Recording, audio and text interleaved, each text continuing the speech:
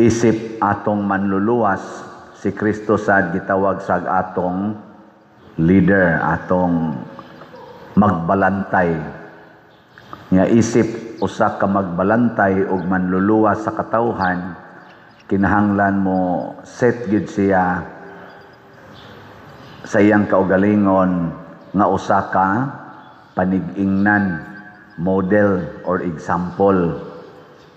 Nga ang tinuod nga leader kana gid ay dili maayo lang sa istorya, kung dili sa pulong gyud ug sa buhat makita ang iyang pagkamaayo.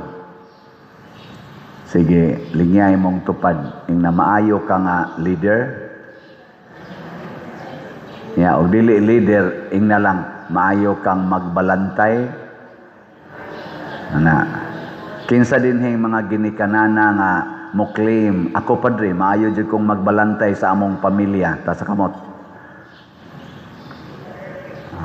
Ayo. Sa mga termino ana karon sa atong mga politicians, ingon siya ipakitang resibo. Ana ba? Ang resibo mao man na ang kamatuoran, mga prueba. Kinsa maroy maayong magbalantay sa nasod? Grupo ni Marcos, grupo ni Duterte, o grupo sa mga Pinklawan. Kana bang musulti sila nya do na dayoy suporta nga resibo? Ay nalamog tingog. Ato na lang ang pamalandungan. Muna, diri sa unang pagbasa, gihagita ni San Juan. Ingon siya, kung maingon gani kang nahigugma kas Ginoo, di man na makita, tagaig resibo, unsa may resibo, unsa may prueba, higugma imong isig katawo. Kay makita gina, mao na resibo. Sige kag simba dinhi kay nahigugma kas Ginoo, siguro agyod nga nahigugma kas imong isig katawo. Kay dili gani bakakon ka, matud pang San Juan. Bakakon ka, budol nang imo. Budol. Karon daghan kayong magpanon. Matud pa gani prosesyon taron sanap walk with Jesus maron sa atong basilika. Mugikan na lang dito sa may puente dapit, mugikan, moabot na lang ang ulo ngadto sa basilika, wa pa kagikan kuno ang ang katapusan appeal procedure, wa pa kagikan. Perti daghan ang tao gyud. Kana sang walk for Mary ika kuan man na ika Bernes next week. Perti gyapon daghan ang tao, igprosesyon nato. Nigika na lang sa basilika, hapit na lang moabot, o say moabot na lang balik basilika, wa pa kagikan ang dapit ikog prosesyon. Parte yung tao nya nobina diha, 11 tingin nakabuk, 12 ba na kanobina mases gikas kaadlawon hangtod sa gabi des Pilgrim Center. Parte yung tao labi na kana ini kahapon na stilan murag yung magbaha. Pero ang pangutana pila man nato nga nagdebosyon ni Santo Niño o nagsigig ingon nga nahigugma ta ni Santo Niño nga dunay resibo nga nahigugma sa isig katao. Sa una diha pa ko sa kanang nag-opisina sa Kapa, kanang Cebu Archdiocesan Prison Apostolate diha sa may Patria pamantos una. Anha man na mamarking diha ang kanang mga adtog Santo Niño. Nya doon namin dito'y parkingan nga gibutangan na mo reserve for Kapa. Reserve for Kapa. Sus giparkingan man. Pag abot na namo nanay nagparking, nanay reserve. So nagparking ang ako sang driver, ang amo sang multicab, nya ang nagparking ra ba murag Fortuner.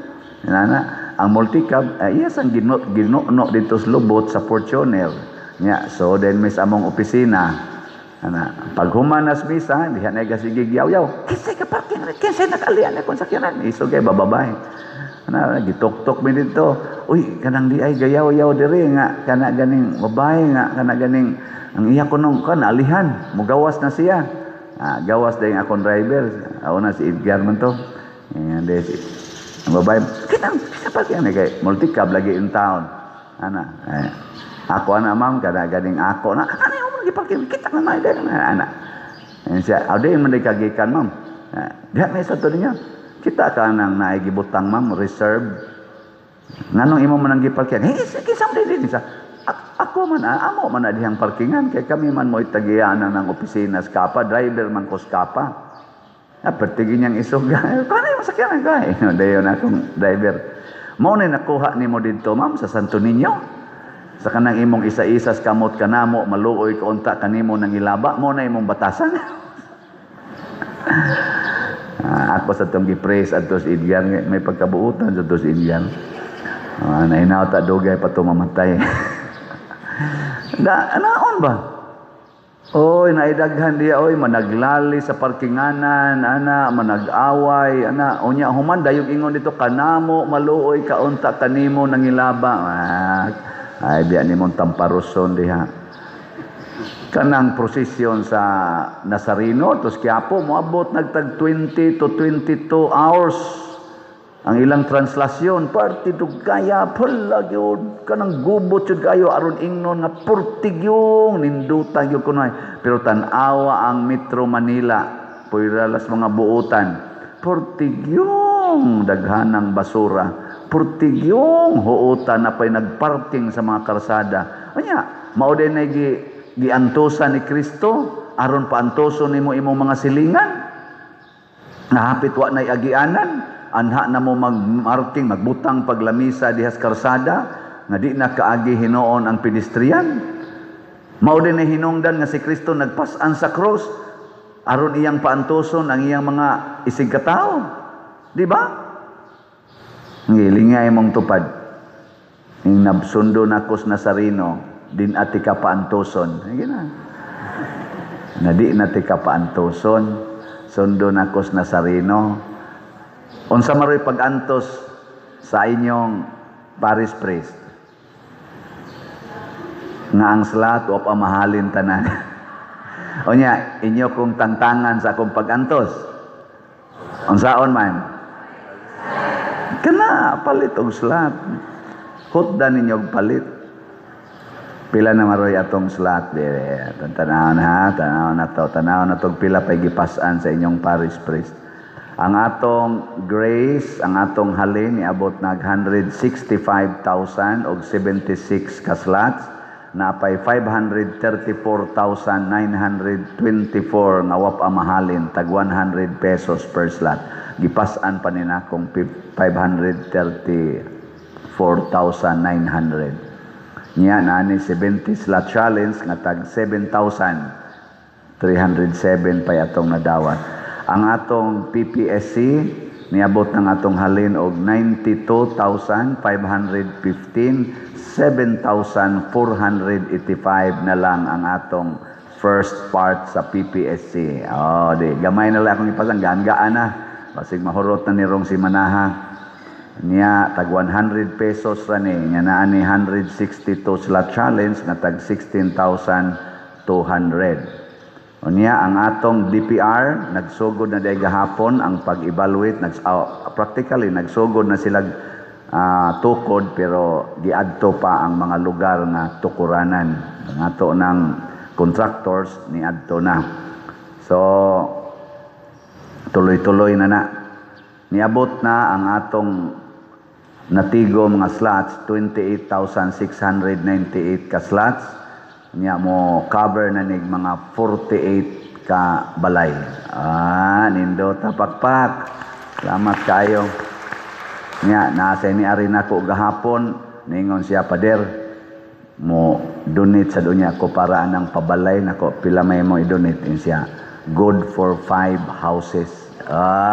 Nindo ta.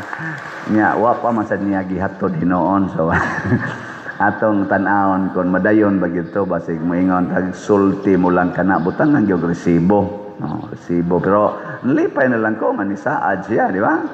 5 na sad to kabalay, so mahimo na ning 53 kabalay. Wow, so daghan-daghan na.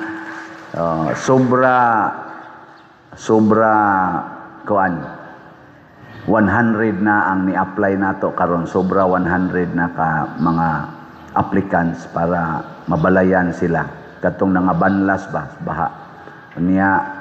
More or less 53 pa ang atong makaya nya. Wa ni mga CR ha, wa gid ni mga CR nya. Naay ning sulti na nako pader, pwede mig mo donate og bowl sa CR. Nako sige, ihato din dire. Doon ako nasa ko, unsaon man ang bowl, himuong lababo. Ang bowl sa CR ba, i-donate. Unsaon na inig-count palang daan para CR. Kuan man na siya, gasto na mag-ana. Anya mo, ambot lang. Nako, basta lang na, may na lang na. Nyag nasa ninyo maingon, pader, ako lay mo angkon sa mga CRs. Wow, very good ninyo. So, ipalahos na tong trabaho sa kontraktor. Tukod balay. Na naman tingali na-deliver nga bawal nga na ba? Oy, mga, kamaro na naman kung ito i-deliver mga bawal. Mga 8 tingin to kabo. Nya, kanindot, no? Og nasa mingon, pader, ako lay mo angkon. Simple lang nga CR. Mo gasto siguro nag mga 15 to 20,000. Materials and labor. Kanang usa ka CR. Kaut niya. Pero moingon sa kang tagiya, kami lay kaut pader. Ana niya human naaman ka dihay bawl.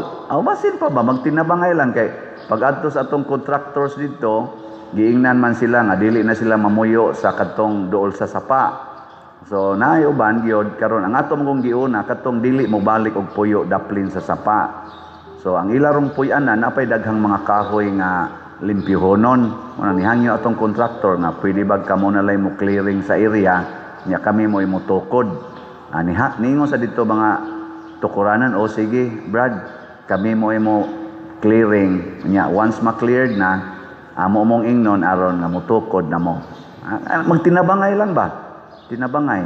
Basin sa mingon sila aron mabutangan anam kay bawol dito CR.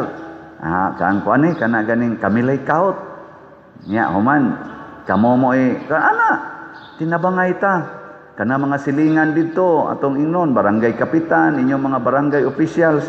Hala, ang simbahan mo tukod man dito balay, simple nga balay, bisag mo ingon mo dito padir di amami diri mga sa tawagan ng mga trabaho di mo trabaho di sa barangay. Unsay tawag ana kong mga manoyo pa ikaw.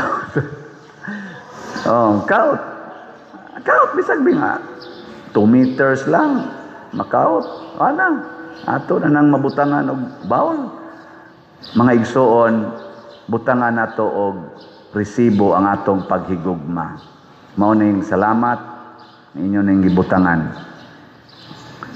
Nalipay bitaw ko kung mo analyze ta sa politika ug ato yung tanawon ba ug mopili tag mga leaders, siguro nato kana mga leaders nga inigsulti nila doon na gitay ma-verify sa buhat.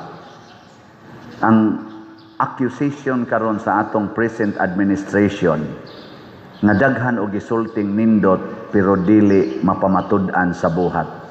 Ang pinakasikat, number 1 nga sikat kayo, ang flood control. Sa suna sa atong presidente ningon siya 5,500 flood control. Ni baha dayon tungod ni Karina o katong ubang mga baha. Few days after siya ni sulti ato.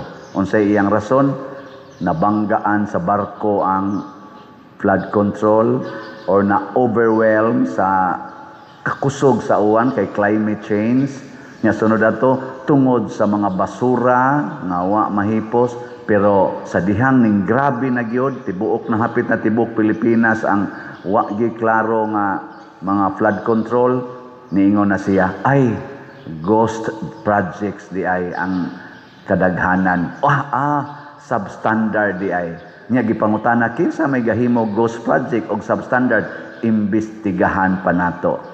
Ug ang resulta, ang mga kontra nila sa politika ug kadtong nisulti nga mauni ang resulta, mauni ang hinungdan nganong daghang ghost project kay gipangawat di ay katong malita-malita ug ubang pang nanulti, kasagaran sa nanulti og ni witness nga mauni ang mga tao nga na-involve aning ghost o kaning substandard gipang priso na, ang uban gipang cite og kaso nga citing sedition. Karon ay bag-o nga gihata-hataan na sad nga citing sedition ang iyang pinaka best friend sa ilang pamilya og number 1 supporter niya sa Northern Philippines, si Governor Chavit Singson, ni butyag sa social media sa iyang press conference naman na social media, iya yung giusa-usa ang tanan nga mga example support sa iyang claim nga ang daghan sa gayong ghosts project sa flood control o substandard nga flood control on record, matod pa niya, on record sa government tuasad na hitabo sa Northern Ilocos Norte sa probinsya sa anak ni President Bongbong Marcos, si Sandro Marcos. Billions pod ang na-spent dito gikan sa 2022 lang hangtod sa 2025. Billions. Ghost and substandard projects. Naagid ilang resibo. Karon ang kaning bilyonaryo, sana channel ba na kusog kayo mo duki-duki ba? Ila din gipangutana ang Malacañang unsa may ikasulti. Kana sang ila dihang tigsulti kana si sana Claire Castro. Ditso dahil siya sulti, paninira lang yan sa ating administrasyon. Pero pangutanon, unsa may imong suporta nga paninira na? Wala, basta paninira lang yan. And then, niingon man si Governor Chavit nga iyang hangyoon ang mga religious groups o ang tanan nga maghimo og malawakang rally against corruption. Nya mo adto silag Malacañang. Ingon sad siya nga, posible nga og iya ginang tumanon, masahit siya na sedition. Sana makasuhan siya citing sedition. Kana mga inana ba? Ditso lang dayon ingon ana, why support? Muna iyampo nato nga unta makat-on nata nga kun unsay atong isulti ato gyung prubahan sa buhat. Kita dinhi naningkamot ta nga ang atong gisulti nga mao ni atong project once makadawat na tag mga slots makita gyud sa buhat. So far makita ba ninyo na atay pruba? O wa gani pangutan ako ninyo asa man ipadong pader wa man ninamo nakita. Niya malingaw ko katong gi-interview si President Duterte sa dayo na niyang exit, gipangutana siya sa usa ka press conference niya, Mr. President, unsa may imong sulti gid ba nga mao gid nay murag legacy nimo, imong legacy sa imong 6 years nga pagdumala sa nasod. Unsa may imong mga legasiya nga imong isulti sa Filipino people? Tubag ni President Duterte, di na lang ko anak mo tubag ay kanawa lang, lingi lang gud mo sa inyong palibot, lingi lang mo kanara. Why naong nako diha, why nga nako diha, kay di man sad na ako nag-alagad raman ko sa gobyerno, inyo man na igo raman kong nialagad, di ko mo claim nga ako ng legasiya. Lingi lang gud mo gud ug unsay akong nabuhat sa akong 6 years, kana mo'y akong i-challenge ninyo, lingi lang mo, tanawas inyong palibot, pero ingnon ninyong ako na ayaw ana. Kay ordinaryo ra ko nga nagtrabaho sa gobyerno. Una nga makaingon ta kinsa kahaani nila gyud ang angayan natong himuong leader sa atong nasod.